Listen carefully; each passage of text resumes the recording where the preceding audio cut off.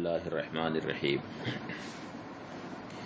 قوله الا انہما خرجتا اے طرف القضیۃ الشرطیہ وإذ کانا قبل الترکیب قضیتین تامتین الا انہما خرجتا بسبب زیادت اداة الاتصال کإن ولو وإذا واداة الانفصال کإما عن التمام، یعنی قضیہ شرطیہ کے طرفین ادات شرط کے داخل ہونے سے پہلے دو قضیہ تھے، خواہ دونوں حملیہ ہوں یا دونوں متصلہ ہوں یا دونوں منفصلہ یا مختلف ہوں، مثلا ایک حملیہ دوسرا متصلہ، ایک حملیہ دوسرا منفصلہ، ایک متصلہ دوسرا منفصلہ۔ تو اصل میں قضیہ شرطیہ کے طرفین دو قضیہ ہوتے ہیں، لیکن ادات شرط یعنی ادات اتصال اور ادات انفصال کی زیادتی کے سبب دونوں طرف قضیہ تامہ ہونے سے نکل جاتے ہیں، یعنی ادات شرط کے داخل کر دینے کے بعد اگرچہ صورت قضیہ کی ہوتی ہے لیکن وہ حقیقت میں قضیہ تامہ نہیں ہوتے، جو محتمل صدق و کذب ہوں یا یہ ہے کہ ان پر سقوط صحیح ہو، جیسا کہ مصنف نے کہا کہ الا انہما خرجتا بزیادت ادات الاتصال والانفصال عن التمام، مگر طرفین ادات اتصال و انفصال کی زیادتی کے سبب تمامیت سے یعنی قضیہ تامہ ہونے سے خارج ہو گئے۔ قولہ الا انہما خرجتا اے طرف القضیۃ الشرطیہ وَإِنْ كَانَ قَبْلَ التَّرْكِيبِ قَضِيَتَيْنِ تَامَّتَيْنِ إِلَّا أَنَّهُمَا خَرَجَتَا بِسَبَبِ زِيَادَةِ أَدَاةِ الِاتصَال كَإِنْ وَلَوْ وَإِذَا وَأَدَاةِ الْانْفِصَال كَإِمَّا عَنِ التَّمَام، یعنی قضیہ شرطیہ کے طرفین اگرچہ ترکیب سے پہلے دو قضیہ تامہ تھے، مگر دونوں ادات اتصال مثلا ان لو اور اذا کی زیادتی کے سبب، اسی طرح سے ادات انفصال مثلا اما کی زیادتی کے سبب تمامیت قضیہ سے خارج ہو گئے، یعنی ادات شرط کے داخل ہونے کے بعد اب طرفین قضیہ تامہ نہ رہ جائیں گے۔ اے ان یصح السکوت علیہما ویحتمل الصدق والکذب، یعنی ادات شرط کے داخل ہونے کے بعد اب ان پر سکوت صحیح نہیں ہے اور احتمال صدق و کذب بھی نہیں، تو اس بات سے خارج ہو گئے کہ ان پر سکوت صحیح ہو اور صدق و کذب کا احتمال ہو۔ مثلا قولنا الشمس طالیۃ قضیۃ محتملۃ للصدق والکذب فتکون تامۃ فی الافادۃ، فَإِذَا زِيدَتْ عَلَيْهِ أَدَاةُ الْاِتِّصَالِ وَقِيلَ إِنْ كَانَتِ الشَّمْسُ طَالِيَةً خَرَجَتْ عَنْ أَنْ تَكُونَ قَضِيَةً مُحْتَمِلَةً لِلصِّدْقِ وَالْكِذْبِ۔ مثلاً ہمارا قول الشمس طالیۃ، یہ ایک قضیہ ہے جس میں صدق و کذب کا احتمال ہے، اور جب صدق و کذب کا احتمال ہے تو یہ افادہ میں تام ہے،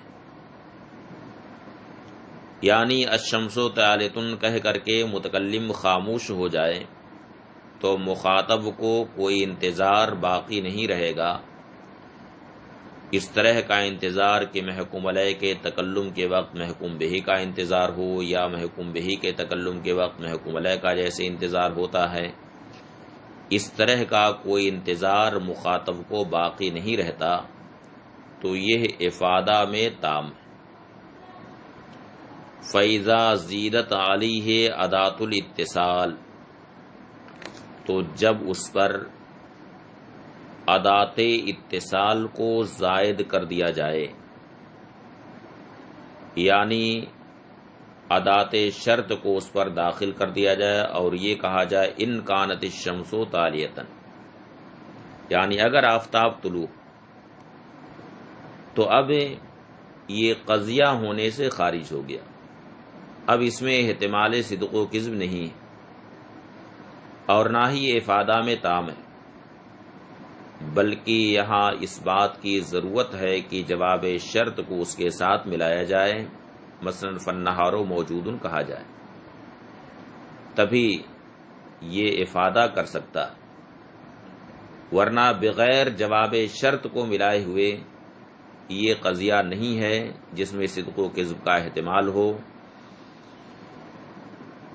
مثلا قولنا الشمس طالیۃ قضیۃ محتملۃ للصدق والکذب فتکون تامۃ فی الافادۃ، مثلا ہمارا قول الشمس طالیۃ، یہ ایک قضیہ ہے جس میں صدق و کذب کا احتمال ہے، تو یہ افادہ میں تام ہے۔ فَإِذَا زِيدَتْ عَلَيْهِ أَدَاةُ الاتصال، تو جب اس پر ادات اتصال کا اضافہ کر دیا جائے، وقیلا، اور کہا جائے ان کانت الشمس طالیۃ خرجت عن ان تکون قضیۃ محتملۃ للصدق والکذب، تو اب یہ اس بات سے خارج ہو گیا کہ قضیہ جس میں صدق و کذب کا احتمال۔ وَاحْتَاجَتْ إِلَىٰ أَن يُضَمَّ إِلَيْهِ فَالنَّهَارُ مَوْجُودٌ، اور اس میں اس بات کی ضرورت ہے کہ فَالنَّهَارُ مَوْجُودٌ کو ضم کیا جائے۔ یہ مثال ہے متصلہ کے۔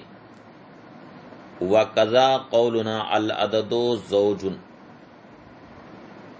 اسی طرح سے ہمارا قول العدد زوج، یہ ایک قضیہ جس میں صدق و کذب کا احتمال،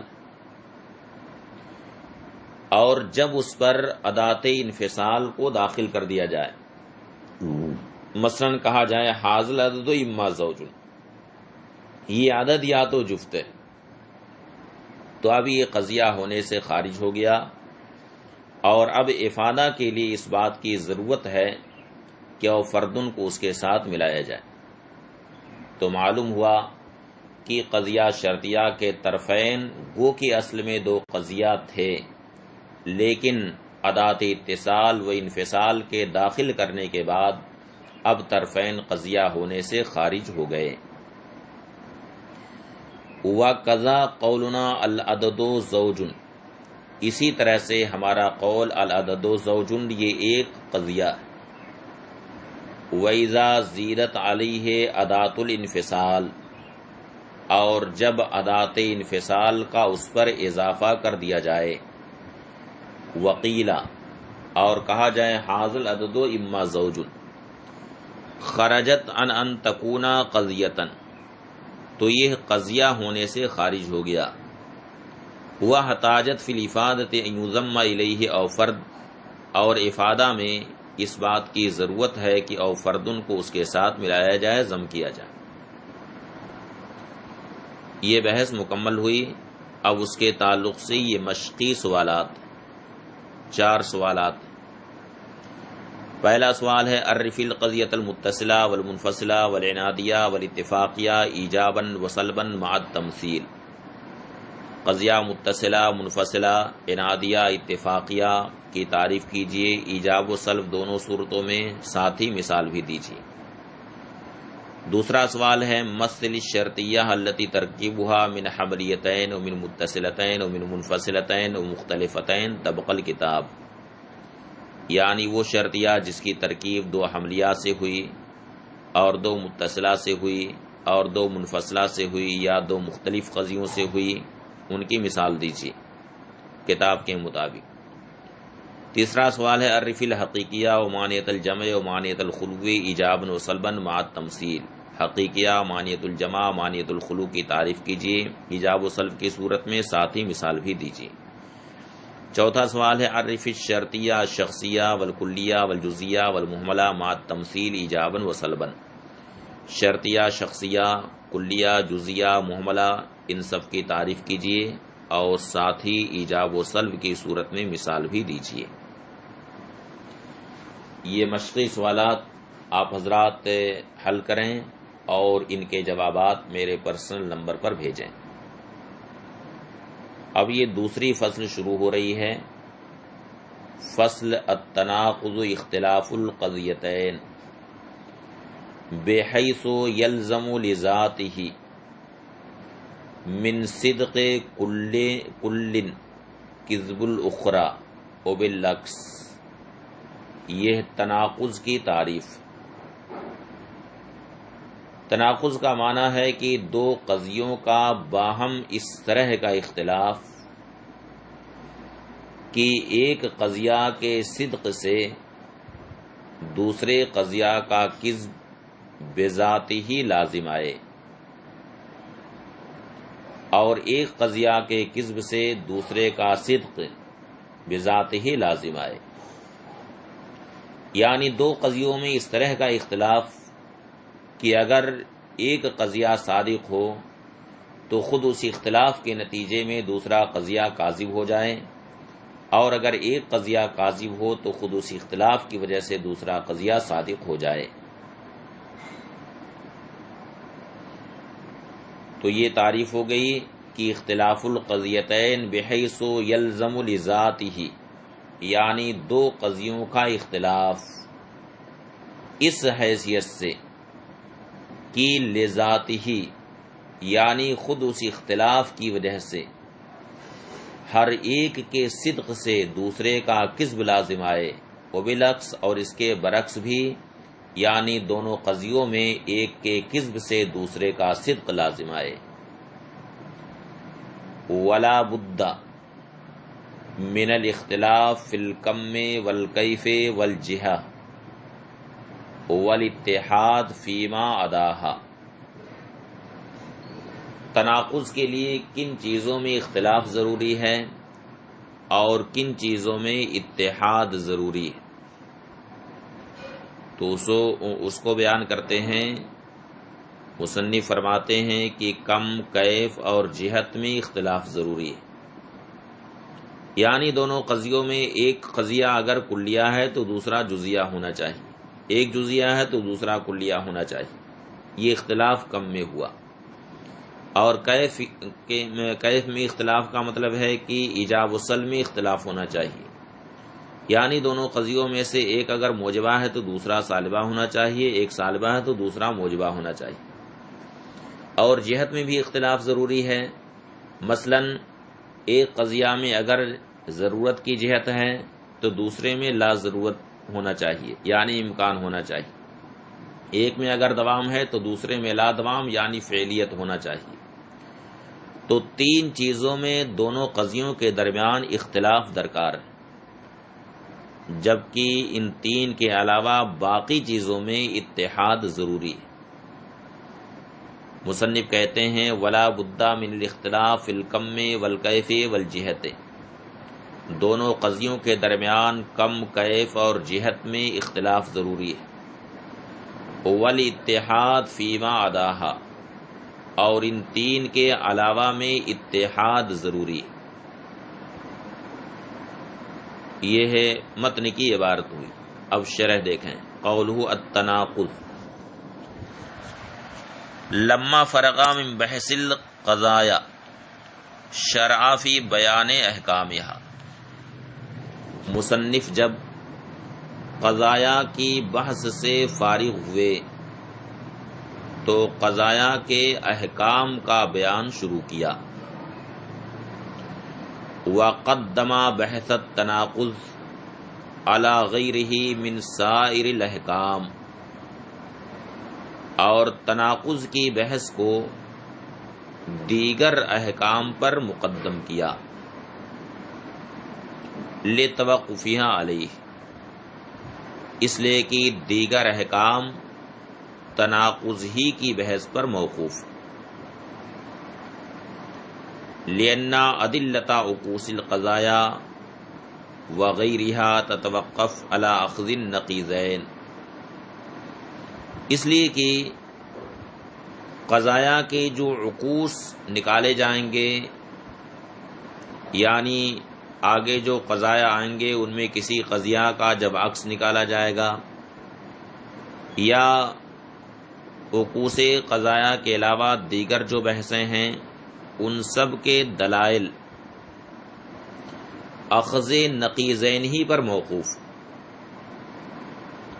یعنی عکس مستوی نکالنا ہو یا عکس نقیض نکالنا ہو، تو یہ سارے احکام اخذ نقیضین ہی پر موقوف ہے۔ تو جب تک تناقض کا معنی اور مفہوم نہ سمجھ لیا جائے اس وقت تک نقیض نکالنے کا طریقہ معلوم ہی نہیں ہو سکتا ہے، پھر دیگر بحثوں کو سمجھنا سمجھانا بہت مشکل ہوگا، اس وجہ سے یہاں تناقض کی بحث کو مقدم کیا ہے، لأن ادلۃ عکوس القضایا وغیرہا تتوقف علی اخذ النقیضین، اس لیے کہ قضایا کے عکوس وغیرہ کے دلائل اخذ نقیضین پر موقوف ہیں، کما ستعرف، جیسا کہ آپ جانیں گے۔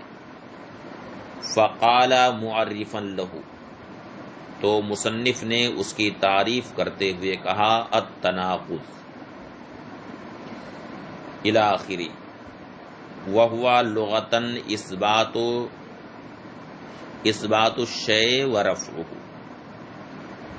لغت میں تناقض کہتے ہیں کسی شے کا اثبات اور اس کا رفع، کسی شے کو ثابت کرنا اور پھر اس کا رفع کر دینا، کاثبات الزوجیت للعدد ورفعها عنہ، جیسے کسی عدد کے لیے زوجیت کا اثبات اور پھر اس عدد سے زوجیت کا رفع۔ وعند المناطق اختلاف القضیتین فی الایجاب والسلب بحیث یلزم منہ لذاتہ ان یکون احداہما صادقۃ والاخری کاذبۃ، مناطقہ کے نزدیک تناقض کا معنی ہے دو قضیوں کا ایجاب و سلب میں اس طرح سے اختلاف کہ اس اختلاف کی وجہ سے لذاتہ ہی یہ بات لازم آئے کہ ان دونوں قضیوں میں ایک قضیہ صادق ہو اور دوسرا کاذب ہو، یعنی یہ نہ ہو سکے کہ دونوں بیک وقت صادق ہوں اور یہ بھی نہ ہو سکے کہ دونوں بیک وقت کاذب ہو جائیں، بلکہ ان میں ایک صادقہ ہے تو دوسرا کاذبہ ہونا چاہیے۔ بحیث یلزم منہ لذاتہ، اس طور سے کہ اس اختلاف کی وجہ سے لذاتہ ہی یہ بات لازم آئے کہ ان دو قضیوں میں ایک صادقہ ہو اور دوسرا کاذبہ، جیسے کل انسان حیوان، یہ ایک قضیہ ہے، ہر انسان حیوان ہے، یہ صادق ہے بلا شبہ۔ ونقیض، اور اس کی نقیض، بعض الانسان لیس بحیوان، بعض انسان حیوان نہیں، یہ کاذب ہے، کما ہوا ظاہر، جیسا کہ یہ بات ظاہر۔ قولہ اختلاف القضیتین، دو قضیوں کا اختلاف، اس سے یہ بات ظاہر ہوئی کہ تناقض کا تحقق حقیقت میں دو قضیوں ہی کے درمیان ہوتا ہے، لہذا دو مفرد کے درمیان جو اختلاف ہو، یا ایک مفرد اور ایک قضیہ کے درمیان جو باہم اختلاف ہو، یا مرکبات انشائیہ کے درمیان جو باہم اختلاف ہو، تو یہ سارے اختلافات اس قید سے خارج ہو گئے.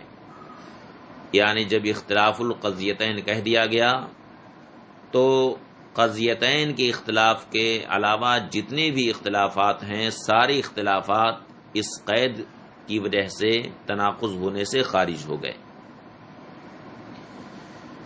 خرج به من التناقض اختلاف غیر القضیتین کاختلاف المفردین.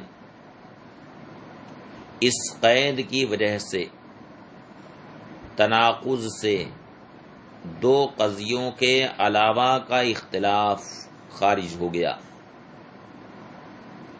کاختلاف المفردین جیسے کہ دو مفرد کا اختلاف، مثلا ضاحک اور لا ضاحک. وہ اختلاف المفرد والقضیہ اور ایک مفرد اور ایک قضیہ کا اختلاف، یعنی ایک طرف مفرد ہو اور دوسری طرف قضیہ ہو. جیسے کہ زید مفرد ہے اور زید لیس بعالم، یہ قضیہ، ان دونوں میں بھی اختلاف ہے. جیسے ضاحک اور لا ضاحک کے درمیان اختلاف ہے، اسی طرح سے زید اور زید لیس بعالم ان میں بھی اختلاف ہے. تو یہ سارے اختلافات اس سے خارج ہو گئے. وہ اختلاف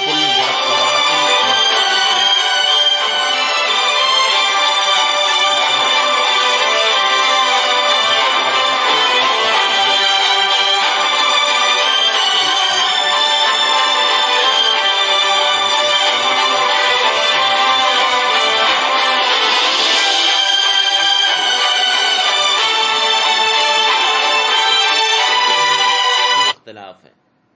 صلی اور لا تکن من الفاسقین ان میں اختلاف ہے، مگر اختلاف دو قضیوں کا نہیں ہے، بلکہ یہ اختلاف اصل میں مرکبات انشائیہ کا ہے. تو یہ بھی تناقض ہونے سے خارج ہو گیا.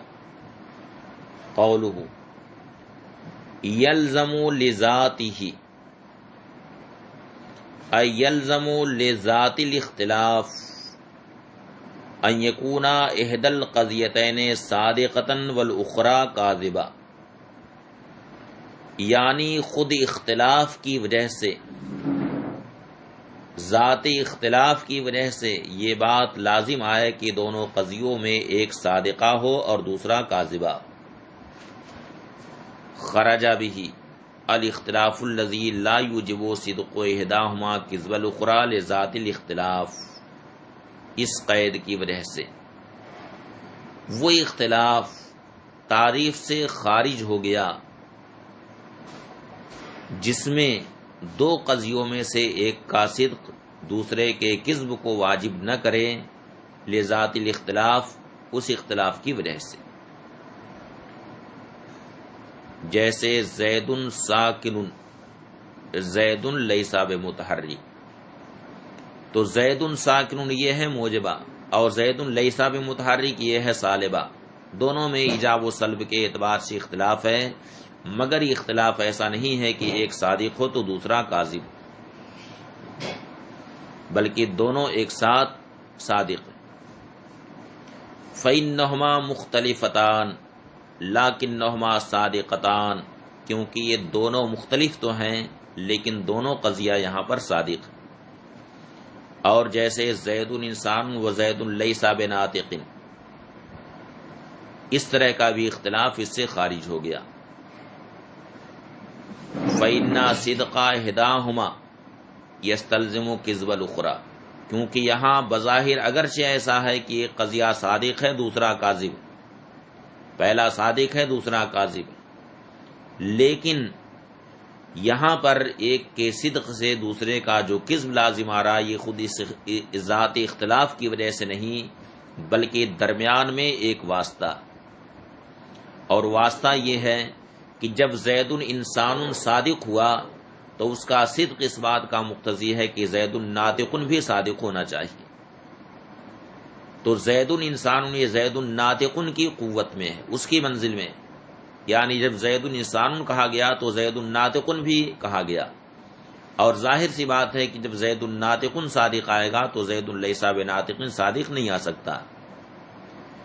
تو یہاں پر اگرچہ ایک قضیہ صادق ہے دوسرا کاذب ہے، مگر یہ جو ایک کے صدق سے دوسرے کا کذب لازم آیا، یہ خود ذات اختلاف کی وجہ سے نہیں بلکہ درمیان میں ایک واسطہ ہے.